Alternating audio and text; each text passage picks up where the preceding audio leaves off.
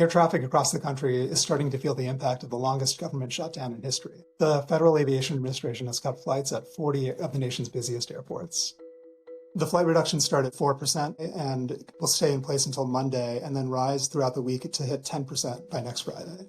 Let's take a look at one of the busiest airports. Atlanta International Airport is among the most affected by these cuts. On Friday, 2,100 flights were scheduled to fly into or out of Atlanta, and 76 of those were canceled. The air traffic control facility that helps guide planes into and out of that airport has about 75 controllers, but that's far short of the target of 110. There have been sporadic problems with controller staffing, which has caused some delays and some cancellations. But that's something that's been going on even before the shutdown. Hiring has just not kept up with the need, and it can take a few years to train new air traffic controllers. And then the government shut down, and air traffic controllers haven't received pay since early last month, which has only increased pressure on them. So there is some criticism that this move was kind of targeted to pressure Democrats to come to a deal. The FAA said that it imposed this because it was worried that throughout the shutdown, delays were getting longer and increasing in frequency, and that safety was at risk. In response to the cuts, the top Democrat on the House Transportation Committee, Representative Rick Larsen, said that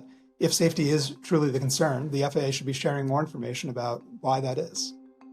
Airlines have been surgical about the cuts so far. They've protected international flying, they've protected hub-to-hub flying. Most of the canceled flights are, short distances, either within a state or to destinations nearby and to smaller airports. But as the percentage of the cuts rises, it's going to be harder and harder to protect that important flying.